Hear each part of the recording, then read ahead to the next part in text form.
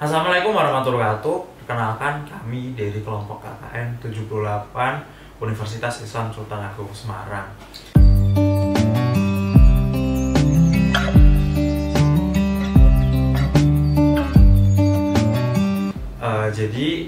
Di sini kami mengambil KKN di Desa Renyun Kidul, Kecamatan Gubuk, Kabupaten Grobogan. Di mana untuk pada KKN kali ini memiliki tema yaitu sehat dan sejahtera pasca COVID-19. Di mana salah satu isu yang ingin kami bahas di sini adalah mengenai stunting. Di mana stunting di Indonesia menjadi salah satu masalah yang cukup urgent. Di mana di sini memiliki angka prevalensi yang cukup tinggi, di mana berada di kisaran angka 30% sampai 39%. Di mana Indonesia sendiri menjadi negara 5 besar dengan penduduk yang memiliki stunting yang tinggi, bersama dengan India, China, Nigeria, dan juga Pakistan.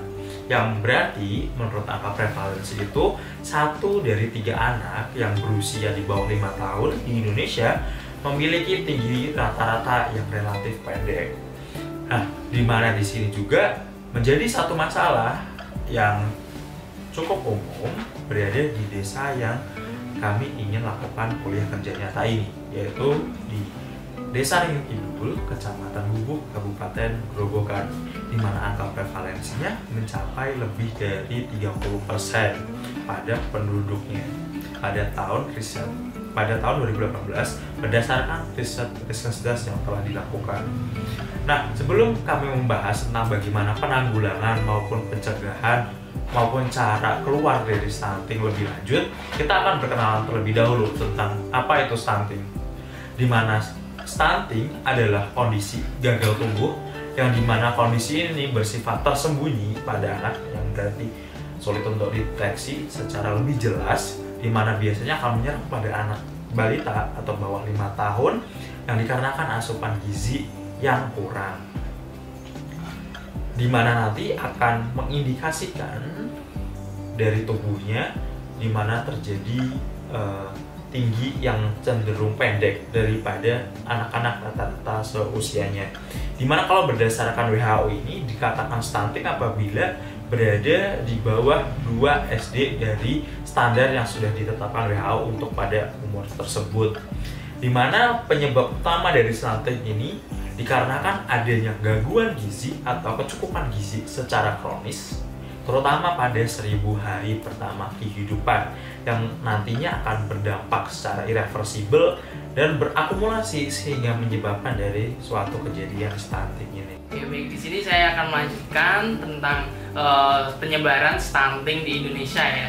Bisa dilihat sebelah kiri saya. Di sini terdapat peta Indonesia yang memetakan jumlah atau tingkat persentase stunting di Indonesia. Bisa dilihat pada bagian area Papua dan NTT memiliki tingkat stunting yang cukup tinggi, yaitu lebih dari 40% ya, dengan pewarnaan warna merah untuk wilayahnya. Kemudian dilanjut pada Pulau Kalimantan, di sini terdapat 2 warna ya, kuning dan merah. Dimana kuning itu tingkat persentasenya di antara 30% hingga 40%. Oke. Kemudian di daerah Aceh, di sini di daerah Aceh juga memiliki tingkat stunting yang cukup tinggi ya.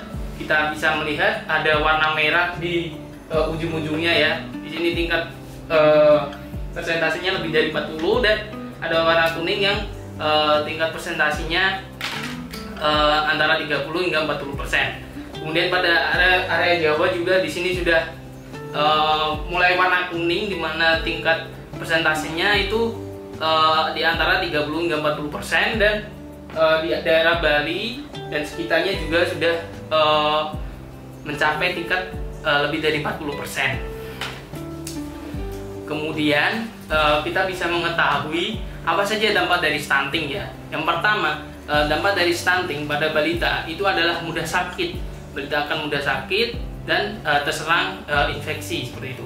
Kemudian dari postur tubuhnya tidak akan bertumbuh dengan maksimal, serta akan kemampuan kognitifnya akan menurun. Kemudian akan ada fungsi yang akan menurun ya pada tubuh dari balita. Kemudian untuk dari segi ekonomi juga akan mengakibatkan penurunan ekonomi dikarenakan kualitas pekerjanya akan juga menurun dikarenakan kondisi tubuh dari balita tersebut yang akan tumbuh dengan tumbuh yang pendek seperti itu. Baik, selanjutnya di sini masuk ke ciri-ciri stunting. Jadi apa itu ciri-ciri stunting? Yang pertama itu ada terlambatnya pubertas atau masa pubertas, yang meliputi itu untuk laki-laki biasanya melambatnya pertumbuhan ada kumis, kemudian juga untuk terhambatnya janggutnya. Kemudian sedang untuk wanita ini terhambatnya pubertas ditandai dengan terlambatnya membesarnya payudara, kemudian juga untuk bokongnya juga terlambat. Kemudian selanjutnya ada performa buruk pada tes perhatian dan memori belajar. Di sini mengakibatkan si balita atau si anaknya ini untuk kemampuan berpikirnya di bawah rata-rata atau di bawah standar anak normal. Kemudian juga pada usia menginjak ke 8 sampai 10 tahun, di sini anak cenderung lebih ke arah si pendiam. Jadi tidak banyak bicara kepada sesamanya. Kemudian untuk selanjutnya ada pertumbuhan yang terlambat. Kemudian juga ada pertumbuhan gigi yang terlambat dan juga untuk wajah tampak lebih muda dari teman sebayanya.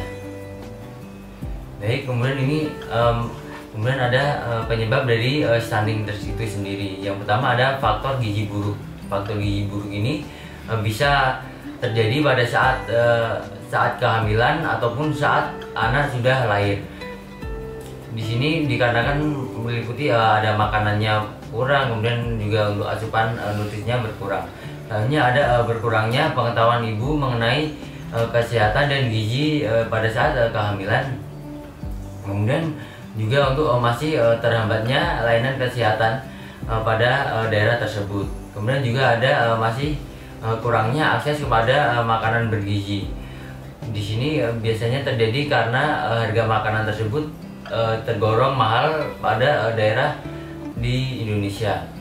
Kemudian juga kurangnya akses ke air bersih dan juga sanitasi di daerah tersebut. Ini adalah bagaimana cara menangani stunting. Penanganan stunting dilakukan melalui intervensi spesifik dan intervensi sensitif, yaitu dilakukan pada yang bertujuan untuk 1000 hari pertama kehidupan, yaitu adalah seorang anak dari lahir hingga berusia 6 tahun. Dalam intervensi gizi ini dibagi menjadi dua, yaitu intervensi gizi spesifik, yaitu adalah intervensi di mana ditujukan kepada ibu hamil dan anak dalam 1000 hari pertama kehidupan. Selanjutnya adalah intervensi gizi sensitif, yaitu intervensi yang ditujukan melalui berbagai kegiatan pembangunan dan di luar sektor kesehatan, di mana sasarannya adalah masyarakat umum. Selanjutnya bisa dilihat di sini adalah contoh dari intervensi gizi spesifik. Di sini kita bisa lihat judulnya adalah ASI eksklusif bisa cegah dari stunting. Yang pertama bisa kita lihat adalah ibu hamil mendapatkan tablet tambah darah untuk minimal 90 tablet selama kehamilan. Lalu ke bawahnya itu nomor 2 pemberian makanan tambahan pada ibu hamil. Ketiga adalah pemenuhan gizi dari ibu. Lalu keempat adalah persalinan dengan dokter atau bidan yang kompeten atau ahli. Yang kelima adalah IMD atau inisiasi menyusui dini. Lalu yang keenam adalah berikan ASI eksklusif pada bayi hingga umur 6 bulan. Selanjutnya adalah 7, berikan makanan pendamping ASI untuk bayi di atas 6 bulan hingga 2 tahun. Yang ke-8 adalah berikan imunisasi dasar lengkap dan vitamin A. Yang ke-9 adalah pantau pertumbuhan balita di posyandu yang terdekat atau di fasilitas kesehatan lainnya. Lalu yang ke-10 adalah lakukan perilaku hidup bersih dan sehat. Baik, untuk intervensi gizi sensitif, di sini kita akan membahas tentang sanitasi untuk mencegah stunting.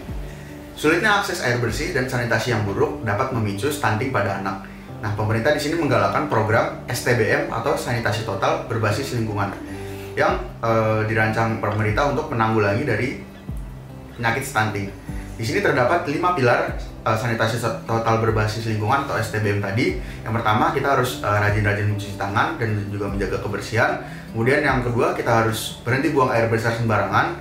Kemudian yang ketiga, pengelolaan sampah rumah tangga. Yang keempat, pengelolaan air, minum, dan makanan rumah tangga. Yang kelima, pengelolaan limbah cair rumah tangga. Kemudian peran desa dalam penanganan stunting.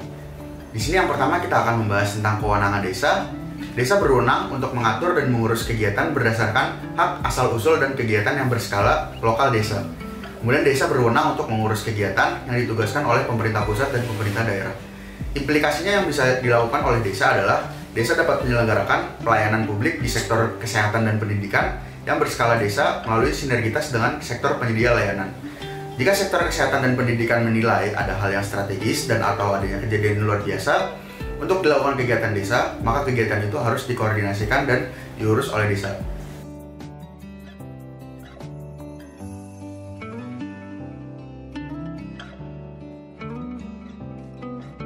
Oke, ini kita coba ya masukkan ke kurva dari contoh soal untuk mengetahui apakah anak ini masuk kategori stunting. Oke, kita contoh soalnya. Seorang anak perempuan usia 4 tahun dibawa oleh ibunya ke posyandu. Kemudian ibunya mengeluh anaknya ini terlihat lebih pendek daripada teman-teman seusianya. Berat badannya itu sekitar 11 kilo dan tinggi badannya adalah 92 cm. Nah, kemudian gimana caranya kita tahu anak ini itu mengalami stunting atau enggak? Jadi, caranya pertama kita tarik dulu usianya ya, yang gampang. Nah, usianya kan 4 tahun. Nah, di sini nih kira-kira, terus kita lihat garisnya, kemudian kita tandain aja dulu. Terus tinggi badannya kan 92 cm. Kurang lebih di sini. Ya udah kita tarik garis lurus sampai ketemu perpotongan antara si tinggi badan dengan usianya yang 4 tahun tadi. Nah, setelah udah ketemu titik perpotongannya ditandain, baru deh kita lihat ini masuknya di mana sih gitu. Nah, ternyata udah di bawah garis -2. Berarti anak ini masuk kategori stunting seperti itu.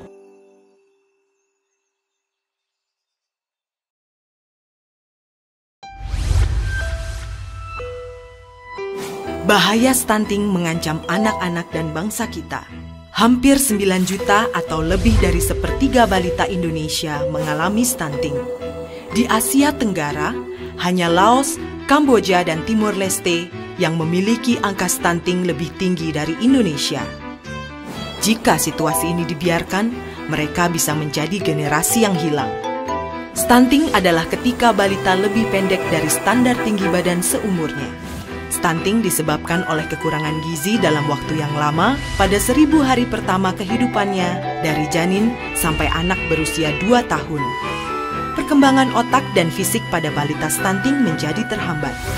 Mereka rentan terhadap penyakit. Akibatnya, anak stunting cenderung sulit berprestasi. Ketika dewasa, anak stunting mudah mengalami kegemukan sehingga beresiko terkena penyakit jantung, diabetes, dan penyakit tidak menular lainnya. Kelak di usia produktifnya, anak stunting berpenghasilan 20% lebih rendah daripada mereka yang tumbuh optimal. Stunting dapat menurunkan produk domestik bruto negara sebesar 3%. Bagi Indonesia, kerugian akibat stunting mencapai sekitar 300 triliun rupiah per tahun. Namun, masih ada harapan dan jalan keluar. Stunting bisa dicegah dengan memastikan kesehatan dan kecukupan gizi pada 1000 hari pertama kehidupan. Dimulai dari janin sampai anak berusia 2 tahun. Ini bisa dicapai bila ibu hamil makan makanan yang bergizi seimbang, terutama makanan bersumber protein hewani agar janin sehat dan bayi lahir selamat. Ibu memberi bayinya ASI saja selama 6 bulan pertama, lalu melanjutkan dengan memberi makanan pendamping ASI dengan jumlah, frekuensi, dan keberagaman yang cukup. Mereka juga harus tinggal di lingkungan yang bersih, di mana setiap orang menggunakan jamban sehat. Agar kondisi ini terwujud, keluarga dan masyarakat perlu dukungan. Pemerintah perlu merevitalisasi posyandu sebagai sarana pendidikan gizi dan pemantauan tumbuh kembang balita.